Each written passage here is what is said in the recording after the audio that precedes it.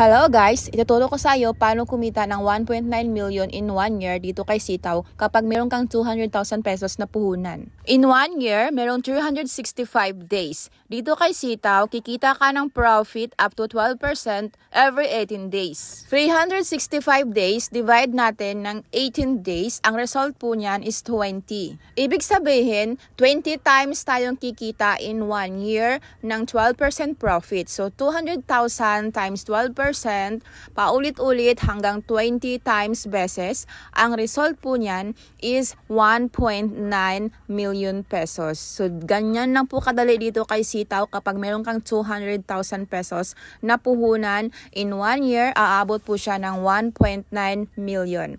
Kaya ano pang inaantay mo? 200,000 pesos mo, gawing 1.9 million in 1 year.